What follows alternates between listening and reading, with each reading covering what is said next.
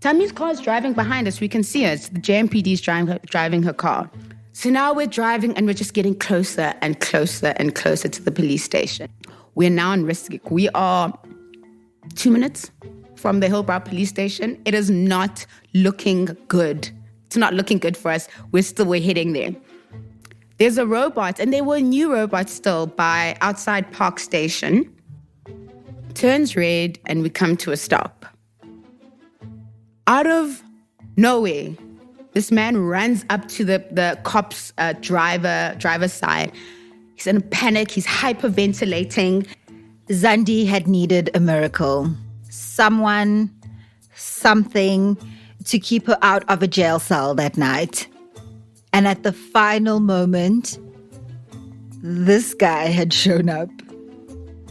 And he's like, they've stolen my girlfriend. That's what he says. So everyone's like, what? Everyone's confused. We're all involved. What? What happened? They've stolen my girlfriend. These two guys, I was walking with my girlfriend. These guys came and just took her and walked away with her. As the cops are still trying to listen to this man, and I don't know why we are such likers of things, we are craning our necks to see where these people are. And just spot. Then in the distance, we spot them and we're like, yo, we can see them. We can see them. We can see them. They, radio to the guys behind us in Tammy's micro saying, we've got to chase, chase. Sirens come on. And that's when, we're turning around, and that's when I see this Nissan Micro doing donuts on Ristic Street, literally leaving circles. It was like a show. Except it wasn't. It was very real. A very real encounter with Johannesburg cops. And you guys are going to want to strap in for this one. Welcome to Golden City. I'm your host, Zanele MG, and I love a good story. This podcast is a collection of the greatest stories I've ever heard about the city of gold, Johannesburg, South Africa. In each episode, you'll meet a different Joburger who will tell you their own true stories in their own words. All the ups and downs, adventures, lessons, wins and losses that make life in Joburg truly interesting. This concrete jungle may not have mountains or beaches to compete with the natural beauty of other South African cities, but the diverse and amazing people who call Johannesburg home make this golden city shine bright. What a story. How do you feel about that? Tell me more. If you're playing a TV game, they're like one of those obstacles that you have to go over. You've got to play jump, XXX0 to get around them. They're just and there's just no telling what kind of interaction you're going to have with the cops on any given day, whether it's during the day, whether it's late at night. Zandi is a filmmaker who grew up in Joburg. The situations that I've been in when I used to live in Yeoville, for example, and things used to happen outside our building all the time. And there was an empty field behind us that most criminals would run down into because it's easy to disappear there. And anytime we would call the cops, they'd be like, we're not going down there. It's too scary. So I was just like, well, then what's the point of this really? If you're scared, I'm scared too. So we're just sitting here all scared. There's no point really. So stop doing that. It's a lucky packet, and you just you never know what you're going to get. And sometimes you get lucky, and other times you just don't. Sometimes it's about being ready to create your own luck. Listen to how a group of women all found themselves in the back of a police van one night and quickly figured out what to say and what not to say to turn their luck around. So I'm at Drill Hall. Drill Hall, for those of you who don't know, it's downtown, very close to Noord. It's a place that used to host quite a few quote unquote underground gigs. It's at night. I think it was a Friday night. We're at the show. We've been drinking, having the best time. Go out to the car, and it's myself and one of my longest and closest friends, Tammy. We're in her car. She's driving as myself, and we've got a friend in the back. I don't even remember her name, but she was Sia, one of the band members' cousins. We've got a friend following us in the car. She's driving with a guy friend of ours. We go down and we're going to Braamfontein, and it's like a very tight, weird parking space if you've ever been to Drill Hall. And the other cars parked there, and we have to kind of reverse at an angle. Tammy is feeling very nervous about this reverse. So I'm like, I'll do it. And then as soon as we get out, you can drive. All good. I get into the driver's seat, maneuver. As we get out, like just at the entrance, I get out the car, we swap drivers. And literally as we pull off, it's like we didn't look up prior to that, but as we look up, we see in the distance, there's that like flashlight flashing in our face. And we see there's like a little road. So we're like, turn, look at the road, and it's a one-way. And we're like, oh man, we've been got. It was a roadblock, and Tammy had been drinking. We're already starting to think, what is my story? What is my angle? How are we going to play this? So I'm like, all we've got to do is get Tammy out of this, and then I can drive. I don't know why I didn't think about the fact that I had also been drinking. But as far as I'm concerned, that's going to be our get out of jail card. The first thing they say to us is 2 people drove this car. And I'm like, oh my God, I cannot believe they saw me, number one. 2 people drove this car. Both of you are getting breathalyzed. Well, no, we've pulled over now. We're out of the car. They're trying to get us to breathalyze. I'm like, no, sir. We don't need to do this. I was like, listen, I'm going to be honest with you. If I blow that thing, then we've got a problem. Do we all want this? Like, are we all sure that this is what we want? Zandi and Tammy have been friends since their school days. So it's almost automatic when they spring into a routine that they've been practicing since childhood, talking their way out of trouble.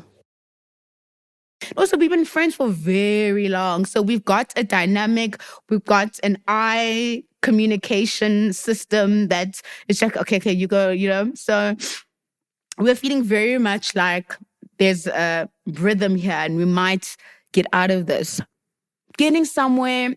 And then there's this like, it's weird also Joburg things. This very quiet SAP cop who's kind of like standing behind us. And for whatever reason, he decided he doesn't want us to get arrested either. He just kept saying, don't stop trying. He's like, just don't stop trying to get out of this. Don't like settle, don't whatever. If you just keep trying to talk, keep being friendly, keep urging, you know, you might get out of this. It's looking like Zandi and Tammy are getting somewhere. But then you remember the guy friend, the one who was in the other car. He stood very close to where we were kind of negotiating with the cops. It's like hanging out there. Then our friend was leaning there, just happens to irritate one of the cops. And the cops just like, can you just like stand away from us? Like you're just here, you're standing so close. Can you just go down there? And he was like, this is a pavement. I can stand here. This is the law. I can stand on the pavement if I want. I'm like, shut your fucking mouth. Just shut your mouth. The last thing you do to a South African cop is talk about the damn law because they don't give a damn. As I explained, this is personal for them. They're like, oh, and that was exactly his attitude. He was like, the law. Funny you should bring that up because according to the law, if we suspect these ladies of driving, drunk driving, they need to get into the back of the car with us. And actually, that's what should happen. You're so right to bring up the law.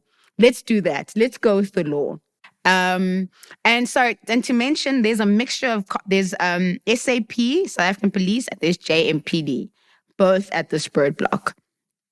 We get taken away in the SAP. They had that at the Ford Territories. I don't know if you remember, they used to have those big Ford SUVs at the, what's that, 4x4s, the 4-wheel drives. So we go into the Ford Territory and the 2 Metro cops get into Tammy's car to drive her car behind us. So now we're in the car and we're on the way to the police station. The man who was helping us earlier on, cop whisperer. Good cop. good cop. Good cop is in the back and he's like, he's like, guys, you're not in jail yet. Like, don't stop. So on the way there, we have not stopped talking in the car. We're like, we like keep giggling with the cops now and then, making chit chat. Then we're like, but guys, really, are you seriously going to take us to Hillbrow police station? Like, are you serious? I think also we're so desensitized to drunk driving in this country that we forget, like, that's a crime. And that can be put on criminal record and screw up your life. Drunk driving can seriously screw up someone else's life. And so tonight, the friends must face up to their decisions. Out of nowhere, they've stolen my girlfriend. That's what he says. So like everyone's like, what? Everyone's confused. We're all involved. What happened? They've stolen my girlfriend. These two guys, I was walking with my girlfriend. These guys came and just like took her and like walked away with her. We are craning our necks to see where these people are and just like spot. Then in the distance, we spot them and we're like, yeah, we can see them. We can see them. We could see them. They went over there because we're literally watching where they went. What could you see? You could see, like, it was a woman in the middle and there was two guys on either side of her. You can't make out at night. They weren't carrying her, but they were on either side of her. And there was a set of stairs going down and they're what do you call them? Passenger stairs, obviously. So a car has to go around. But we had seen where they went. They, whatever, radio to the guys behind us in Tammy's micro saying we've got to chase, chase. Sirens come on. And that's when, like, we're turning around. And that's when I see this Nissan Micro doing donuts on Rustic Street, literally leaving circles. Like, it was like a show. And I remember, and, in between, the crazy thing about this is in between things, we just keep cackling. Like, every time something would happen, we'd be like, we're in so much danger, we're in so much trouble. And then there'd be like 30 seconds of just like quiet, fitful laughing. Like, pull yourselves together, we're going to jail, stop laughing. After we saw that, we also could not hold ourselves when we saw the car do that. I don't know what it was about seeing her car do donuts that just finished us. Anyway, we are now leading the chase because we saw where they went. So we're like, turn left, turn right. Cop turns left, cop turns right. Hi, Nyan, we find these guys. There they are. Town is deserted. It's very quiet. And where we stopped under the bridge was very dark. We couldn't see anything. The cops got out to chase these guys. All we heard were tasers. They were Mozambican, the people involved. Xenophobic slurs, tasers going. Can't really hear, don't really know. Also still trying to create our necks as usual to see what's happening. Can't see. And then this woman, the woman who had been quote unquote stolen, then gets put in the car with us. Again, I don't know who we thought we were. So we start questioning her like, lady, what just happened? And what did she say? She's like, I wasn't stolen. Like, just my boyfriend. That's just my other boyfriend. I wasn't stolen. But she's like quite quiet and reserved. The guys who are now being arrested, who are stealing her, the one comes to the window like, please just tell them. And she just didn't want any more smoke. So she's just being real quiet, which also just made us laugh. So we're like, are you not going to tell them that this is not a crime? She's like, no. Wait, so why was this not a crime? Who was the guy that came to the window? So from what I gather, she has two boyfriends and she got caught with the one man. The other man caught her with the other man and was like, we're going now. And that other guy was like, well, I'm going to tell the cops. So the guy went and said she was stolen. She's like, I wasn't stolen. So now there's a crisis, right? There are too many criminals. The back of the car had already been full. And they need to decide which criminals are bigger criminals. Since we led the police chase, they're like, fine, we trust you. We earned some trust. Like, you guys are allowed to get back in your car so we can make room for these new ones that they've arrested now because they didn't have enough space. So we are allowed back in, and I just remember us getting back in the car and be like, oh my God, first step, like cleared. We're no longer in the car. Like, that is just the first step towards freedom. There was obviously the moment where we were like, do we try and run away? Like, as we're following them, do we try and just like take a short left, short right? And we're like, no, let's just see this thing through legally now that we've been given a chance. And so we get into the car and we follow the cops to Hillbrow police station. They're like, stay in the car. We stay in the car.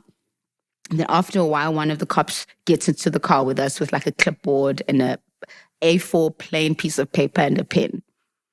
And he was like, they've decided not to arrest us, but they know what girls like us are like, and that we're going to go to the media and say that they touched us and that we were sexually assaulted, and they're not going to have that. So we have to write a statement and say that we were, I don't know how anyone would use that as a legal document anyway. It was literally plain A4 paper with this man's handwriting saying, we were arrested, we were whatever the word was that he used, apprehended on suspicion of drunk driving, later found to us to not be drunk. Nothing happened. We were treated properly, blah, blah, blah, blah. And then we all had to sign the statement. Got out the car and we left. Zandi and them continued with their night. We were so stressed. We're like, we need a drink, guys. Oh my God. This is now just the story of a hilarious near miss. But multiple worlds collided that night. I think if the guy who had been standing there wasn't there, that would have changed the nature of the dynamic. I think the presence of another man from our side changed the dynamic. Because previously we were just like these three women in a car who got caught. And then there was this ego clash and it became something else. And I think that in terms of the decision for which criminals stay in the car, like xenophobia was part of that. I think it was like we were two South African women versus three Mozambican men. I don't know how else to say it. It's such a dark-sided thing to say, but the xenophobia worked in our favor. You know, I think it would have been a different dynamic, even if those men were South African. It would have, I'm not saying that they wouldn't have gotten arrested, but all of these things changed the dynamics of whatever situation was going on. And I think it's bothersome, but I feel like that's literally what Johannesburg is like. And the Mozambican guys weren't. Exactly. It had a lot to do with just like being small English speaking. Do you know what I mean? Cops can read when they hear you speak English, they know immediately what kind of girl you are, you know? That we were that age, my friend's driving her own car, all of those things. There's signs and there's like, how much trouble are we going to cause for them? Even in that thing of writing the statement, they were just like, they're like your type. What they mean are that the types who go to the media with access, know their rights, blah, blah, blah. All of those perceptions and those ideas about us are part of what influenced whether or not we got arrested or how that night played itself out. Thank you for visiting Golden City. If you liked this episode, like, follow, subscribe on all social media and streaming platforms. If you love this podcast, give us 5 stars. I'd love to feature you on Golden City. To submit your story, go to www.goldencitypodcast.co.za. See you next time.